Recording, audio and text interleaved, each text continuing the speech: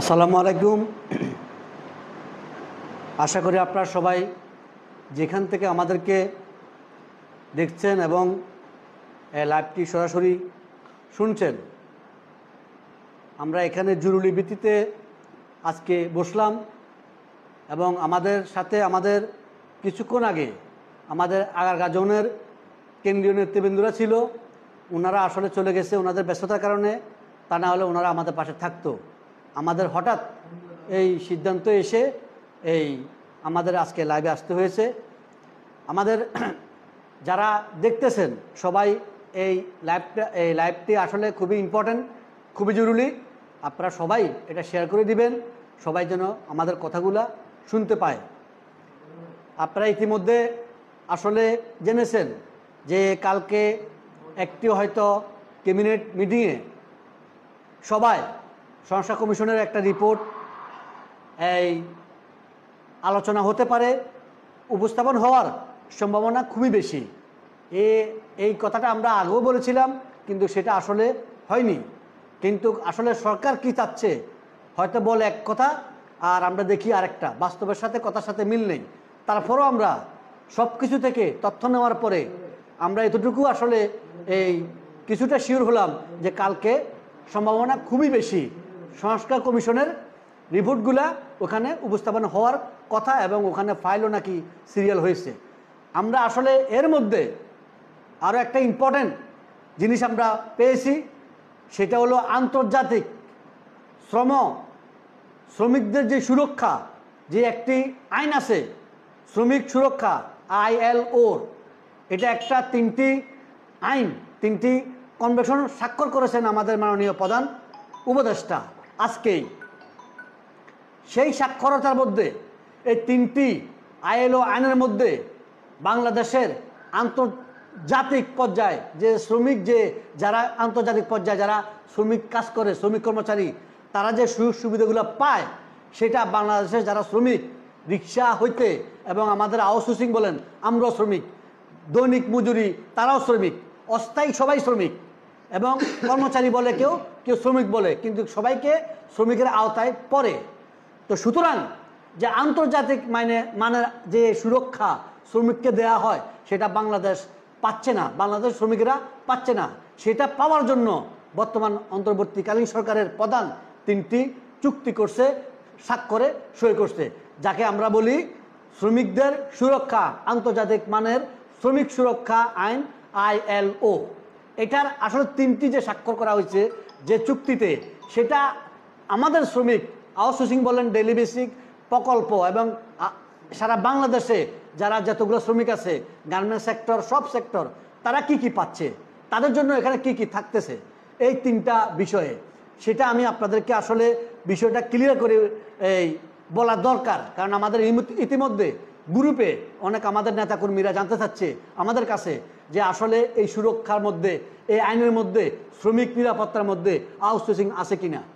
আমি সেখানে আপনাদেরকে পরিষ্কার করে ক্লিয়ার করে জিনিসটা বলতে চাচ্ছি যে আসলে এই তিনটি শ্রমিক আইন, শ্রমিক সুরক্ষা যে স্বাক্ষর করেছেন বাংলাদেশের মাননীয় প্রধান উপদেষ্টা, সেখানে আসলে শ্রমিকেরা কি পাচ্ছে, সেখানে আউটসোর্সিংয়ের, ডেইলি বেসিকের প্রকল্প যারা আছে, অস্থায়ী কর্মচারী যারা আছে সারা বাংলাদেশে, বিশেষ করে আউটসোর্সিং, তারা কি পাচ্ছে, তাদের কিছু এখানে আছে কিনা, সেটা আমি আপনাদেরকে বিস্তারিত জানিয়ে দিচ্ছি। এখন আসলে প্রথমটা হচ্ছে আমাদের পেশাগত নিরাপত্তা ও স্বাস্থ্য বিষয়ক কনভেনশন 1981, এবং সেটার ক্রমিক নাম হচ্ছে 155।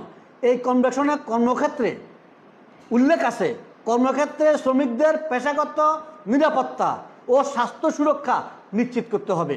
সুতরাং এই আইন যদি সরকার যে স্বাক্ষর করছে, এটা যদি বাস্তবায়ন হয়, তাহলে মনে করেন আমাদের স্বাস্থ্য বিষয়ক এবং শ্রমিকদের এই পেশাগত নিরাপত্তা আমরা সবগুলো পাবো। সেটা আউটসোর্সিং হোক, সেটা একজন রিক্সা শ্রমিক হোক, সেটা একটা কাঠমিস্ত্রি হোক, সেটা একজন দৈনিক মজুরি ভিত্তিক হোক, সেটা একজন প্রকল্প হোক, অর্থাৎ অস্থায়ী শ্রমিক যারা, আমরা সেটা আওতায় আমি মনে করি সেটা আমরা পাবো, কারণ এটা যখন পাশ হয়ে যাবে। দ্বিতীয়, এটা হলো প্রথমটা। দ্বিতীয় যেটা স্বাক্ষর করছে সরকার, সেটা হচ্ছে কর্মক্ষেত্রের নিরাপত্তা, যেটা আমরা দীর্ঘদিন লড়াই করে আসতেছি যে আমার কর্মক্ষেত্রে আমাকে নিরাপত্তা আমাকে নিরাপত্তা দিতে হবে, সেটা মোস্ট ইম্পর্টেন্ট। কর্মক্ষেত্রে নিরাপত্তা ও মান উন্নয়নে প্রচারমূলক কাঠামো কনভেনশন, এটা হলো দ্বিতীয় আইন, এটা সরকার স্বাক্ষর করছে। আশা করি এটা যদি বাস্তবায়ন হয় তাহলে আমরা কর্মক্ষেত্রে যে নিরাপত্তা ভুগি সেই নিরাপত্তাটা আমরা পাবো, সেটা আন্তর্জাতিক মান শ্রমিক যারা পায় ওই তাদের মতো আমরা সেটা পাবো। এটা হলো 2 নম্বর চুক্তি সরকার করছে আমাদের জন্য। 3 নম্বর যেটা আছে সেটা হচ্ছে কর্মক্ষেত্রে সহিংসতা ও হয়রানি প্রতিরোধ। আমাদের যারা চাকরি করি আমরা অস্থায়ী ভিত্তিতে যারা শ্রমিকেরা আছি, গার্মেন্টস সেক্টর, আপনার আউটসোর্সিং, ডেলিভারি, অল সেক্টরে যারা অস্থায়ী শ্রমিক কর্মচারী যারা আছি, আমরা প্রতিনিয়ত, প্রতিদিন, প্রতি সেকেন্ডে, প্রতি মিনিটে কর্মক্ষেত্রে আমরা প্রশাসনের দ্বারায়, প্রতিষ্ঠান প্রধানের দ্বারায় এবং আমাদের যে সহকর্মী আছে তাদের দ্বারায় আমরা হয়রানি হচ্ছি প্রতিনিয়ত। এটা অস্বীকার কেউ করতে পারবেন না যে যারা চাকরি করতেছেন বর্তমানে তারা প্রতিনিয়ত, প্রতি সেকেন্ডে, প্রতি মিনিটে, প্রতিদিন হয়রানি হচ্ছেন। সুতরাং এই হয়রানি বন্ধ করার জন্য সরকার এই আইন পাশ করছে এবং এটা হচ্ছে কর্মক্ষেত্রে যে কোনো ধরনের সহিংসতা ও হয়রানি প্রতিরোধ একটি গুরুত্বপূর্ণ ভূমিকা সরকার এখন আমাদের জন্য আইন পাশ করতে যাচ্ছে। এই তিনটা মিলিয়ে হচ্ছে আমাদের মূলত ILO। এই ILO সরকার ইতিমধ্যে স্বাক্ষর করছে এবং সেটা কালকে, এবং সরকার যখন এটা স্বাক্ষর করছে মানে অনুমোদন দিছে, তাহলে এইটার মধ্যে আমাদের নিরাপত্তা থাকবে, আমাদের কর্মক্ষেত্রে আমাদের যে হয়রানি সেটা দূর হবে এবং আমাদের যেটা কর্মক্ষেত্রে আমাদের চাকরি নিরাপত্তা আমরা এখানে কোনো লেখা নেই, সেটা আমরা বলে লাভ নেই। আমাদের কর্মক্ষেত্রে যে আমাদের সাথে আচরণ করা হয়, আমাদের হয়রানি করা হয়, আমাদের সাথে আমরা যারা চাকরি করি আমাদের স্বাস্থ্য বিষয়ক কোনো চিন্তা প্রতিষ্ঠান অথবা সরকার করে না। তো সুতরাং এই 3টা ILO যখন সরকার কার্যকর পাশ করছে, যখন আইন হিসাবে এটা প্রস্তাব হবে, গেজেট হবে, তখন আমরা আন্তর্জাতিক শ্রমিক যারা কাজ করে আন্তর্জাতিক মানের এই 3টা সেবা আমরা পাবো। সুতরাং সেটা আমাদের জন্য অবশ্যই ভালো দিক এবং আমরা সরকারকে সেটার জন্য আসলে ধন্যবাদ জানাই। কিন্তু আমাদের যে মূল যেটা আসলে আমাদের কালকে শ্রম কমিশনের যে রিপোর্টটা হয়তো আপনার এই ফাইল আকারে ওখানে যে আলোচনা হওয়ার যে বিষয়, সেই বিষয়ে আমাদের মাননীয় সভাপতি মহোদয় বিস্তারিত 2 মিনিট উনি বলবে, এটা ওনার কাছে সম্পূর্ণ তথ্য আছে। কিন্তু আমি আরও আপনাদেরকে শিওর হতে বলতে চাই যে সরকার যে আইন, যে 3টি চুক্তি করছে আন্তর্জাতিক শ্রমিক আইন সুরক্ষার জন্য, সেই আইন যদি পাশ হয়, বাস্তবায়ন হয়, আমি মনে করি যখন স্বাক্ষর করছে অবশ্যই সেটা কার্যকর হবে। আর যদি কার্যকর হয় আশা করি যারা আমরা প্রতিষ্ঠানে হয়রানি, যারা আমরা স্বাস্থ্য বিষয়ক কিছু আমাদের খেয়াল রাখে না, আমাদের প্রতি অত্যাচার করা হয়, সেটা অন্তত আমরা বন্ধ হবে। আমরা সেখানে একটু আরামে, হয়তো নিশ্চিন্তে, নিরাপদে আমরা ওই প্রতিষ্ঠানে আমরা কাজ করতে পারবো। আমাদের নিরাপত্তাটা খুবই জরুরি। আমাদের মা বোন, আমাদের যারা চাকরি করে তারা নিরাপত্তাহীনতাতে ভুগে প্রতিনিয়ত। তো সুতরাং এই বাস্তবতা এটা যখন বাস্তবায়ন হবে তখন আমাদের যারা সহকর্মী আছে, বিশেষ করে নারীরা, আমাদের বোনেরা, আমাদের মারা, তারা নিরাপত্তা পাবে, এটা আমার বিশ্বাস। তো সুতরাং সরকারকে ধন্যবাদ জানাই। সরকার আন্তর্জাতিক মানের যে শ্রমিক সুরক্ষা আইন ILO যে বাস্তবায়ন করতে যাচ্ছে এবং বাস্তবায়ন করার জন্য যে স্বাক্ষর করছে, আমি ধন্যবাদ জানাচ্ছি সরকারকে। এখন আমাদের সব ঠিক আছে, সরকার চিন্তা করতেছে আমাদেরকে সুরক্ষা দেওয়ার জন্য, সরকার চিন্তা করতেছে আমাদের দাবিগুলো মেনে নেওয়ার জন্য, আলোচনা বসতেছে, হয়তো বসবে, হয়তো আমাদের আলোচনা করবে। কিন্তু এর মধ্যে যেটা মূল বিষয়, যেটা আমাদের করতে হবে, আমরা যেটা ভুলগুলা শুধরে আমাদের কন্টিনিউভাবে আমাদের প্রত্যেক মাসের ভিতরে, 1 মাসের ভিতরে আমাদের 3-4টা আমাদের কর্মসূচি দিতে হবে এবং প্রতি কর্মসূচির ভিতরে আমাদের স্লোগান থাকবে আমাদের ঠিকাদার ভাতা বাতিল। সুতরাং আমরা এটা কখনো বন্ধ করা যাবে না, এটা কন্টিনিউ চলতে থাকবে। সরকার কি সিদ্ধান্ত দিচ্ছে, সরকার কি দাবি আদায় করবে, সেটা বড় বিষয় না। কিন্তু আমাদের যে আন্দোলন যে চলমান আছে সেটা আমরা ধারাবাহিকভাবে ধরে রাখতে হবে। আমাদের মাসে 3 থেকে 4টা কর্মসূচি পালন করতে হবে। সরকারকে আমরা আসলে রেস্ট দিব না, বিশ্রাম দিব না। আমরা এই কন্টিনিউ আমাদের যে অবস্থান কর্মসূচিগুলো, আমাদের বিভিন্ন কর্মসূচি চালিয়ে যেতে হবে যতক্ষণ পর্যন্ত আমাদের মূল দাবি বাস্তবায়ন না হবে। তো আমি আপনাদেরকে অনুরোধ করব, আপনারা ভুলভ্রান্তি সব কিছু অতীত ভুলে বর্তমান ভুলে ভবিষ্যৎ সুরক্ষার জন্য আমরা দ্বিতীয়বার অথবা আমরা আরও 5 বার আরও 100 বার মাঠে কিভাবে নামা যায়, এক ঐক্যবদ্ধভাবে এবং আমাদের মূল দাবি কীভাবে আদায় করা যায় সেইভাবে আপনারা সংবিদ্ধ হন এবং আপনারা একত্রিত হন। আপনারা সব কিছু ভুলে সাহসিকতার পরিচয় আবার দিবেন, আমি এটা বিশ্বাস করি। কারণ একবার ভুল মাত্রই হয়, সেই ভুল থেকে আমরা যে শিক্ষাটা পেয়েছি, সেই শিক্ষাটা আমরা নিয়েছি, সেটা আমরা 100% ভাবে দ্বিতীয়বার আমরা প্রয়োগ করব মাঠে। আশা করি আমরা আর ব্যর্থ হব না। তো সুতরাং আমাদের কর্মসূচিগুলো আমরা অবশ্যই ঘোষণা করব আমাদের যারা আছে 151 কেন্দ্রীয় কমিটির সাথে বসে। এবং আমরা কালকে যে মিটিংটা করেছি, গুরুত্বপূর্ণ একটা মিটিং, কেন্দ্রীয় কমিটির 60 জন আমাদের উপস্থিত ছিলেন, তাদের মাধ্যমে আমরা অনেকগুলো পরিকল্পনা গ্রহণ করেছি, সেগুলো আমরা ধারাবাহিকভাবে কর্মসূচি হিসেবে আমরা পালন করব। তো সুতরাং আমরা এখন নতুন উদ্যমে নতুন করে সব কিছু ভুলে আমরা এই দাবির বাস্তবায়নের জন্য জীবনের বিনিময় হলো আমরা সেভাবে এগিয়ে যাচ্ছি। এখন আমরা আসলে 2-1 জনের উপরে কোনো ভরসা না, 2-1 জনের নেতৃত্বে আসলে বাস্তবায়ন হবে না। আপনাদের যারা সারা বাংলাদেশ আছেন তাদেরকে নিয়ে আমরা বাস্তবায়ন করব। এবং 51 কমিটি আমাদের যারা 151 আছে, সবার মতামতের ভিত্তিতে আমাদের সর্বক্ষেত্র সর্বস্তরে সব কিছু বাস্তবায়ন হবে। আশা করি আপনারা ভালো থাকবেন আর দোয়া করবেন কালকে যেন আমাদের শ্রম কমিশনের রিপোর্টগুলা যেন উপস্থাপন হয়। আমরা আশা করি হয়তো সেখানে উপস্থাপন হবে এবং কি হয় সেটার জন্য আপনারা অপেক্ষা করেন। ধন্যবাদ সবাইকে।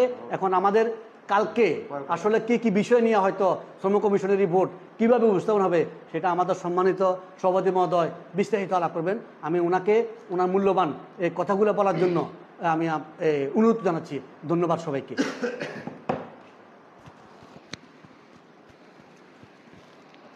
বিসমিল্লাহির রহমানির রহিম। সংগ্রামী সাথী ও বন্ধুগণ, আমার সকল আউটসোর্সিং, দৈনিক মজুরি ভিত্তিক ও প্রকল্প ভাই ও বোনেরা, আশা করি সকলেই ভালো আছেন। আপনারা সকলেই জানেন আমার সাধারণ সম্পাদক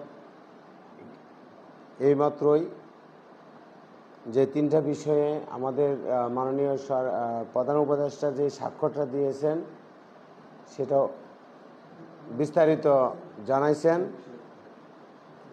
আমার পরবর্তী যে বিষয়টা আমরা গতকালকে যে মিটিংটা করেছি, সেই মিটিংয়ের সময়েও কিন্তু আমি একটা কথা বলেছিলাম এবং ফেসবুকেও সেটা পাইছেন যে 23 তারিখ বৃহস্পতিবার যে আমাদের শ্রম সংস্থার কমিশনের রিপোর্ট যেটা ক্যাবিনেট মিটিংয়ে ওঠার কথা, সেটা আবারও সম্ভবত আগামীকাল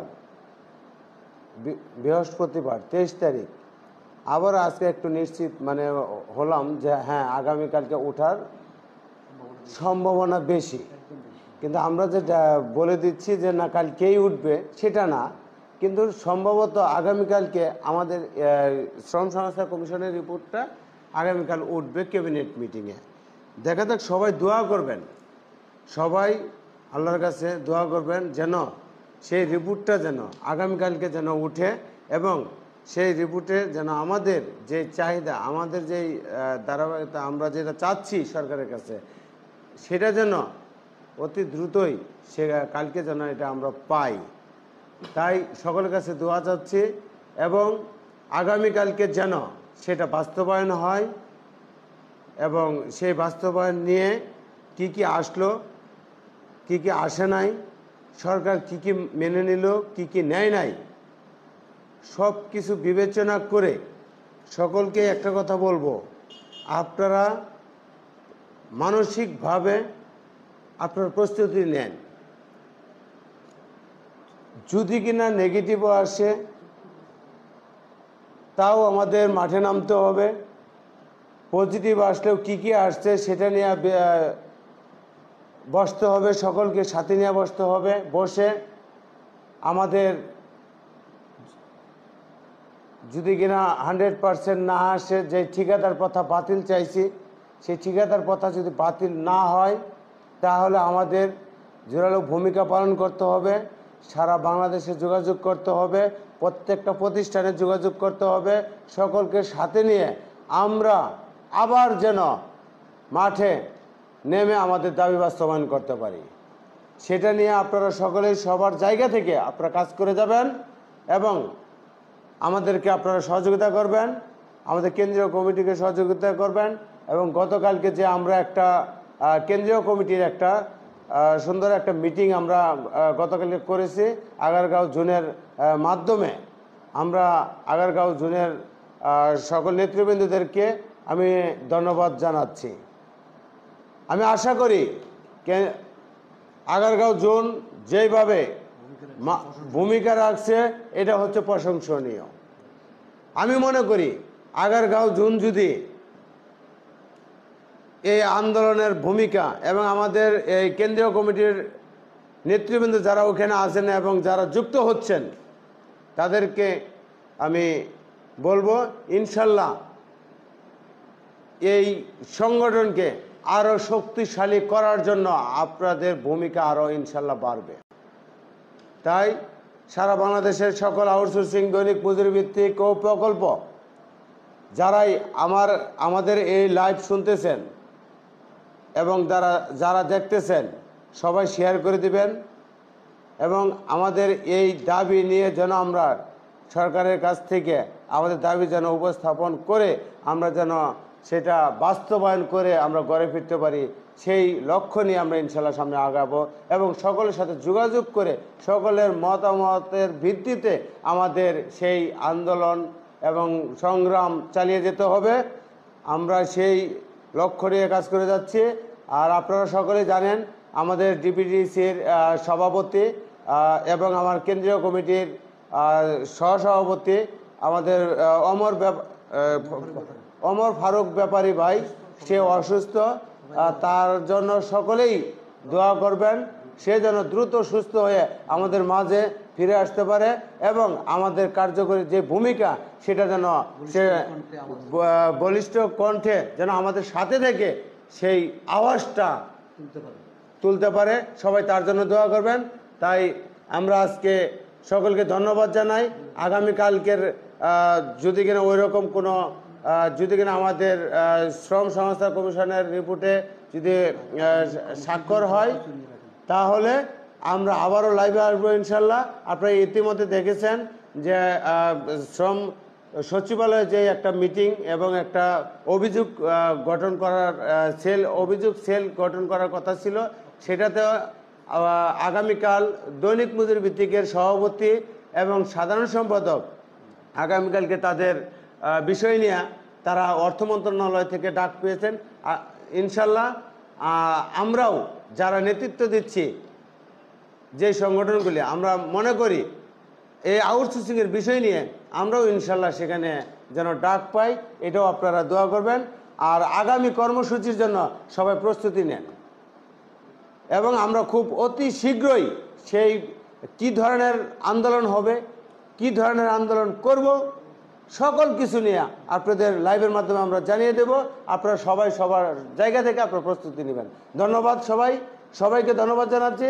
সবাই পাশে থাকুন, সংগঠনকে শক্তিশালী করুন এবং এই সংগঠনকে যেখান থেকে পারেন প্রত্যেকটা জায়গায় আপনারা এটা ছড়িয়ে ছিটিয়ে দিবেন যেন আমাদের দাবি বাস্তবায়ন করে আমরা যেন সকলের পাশে দাঁড়াতে পারি।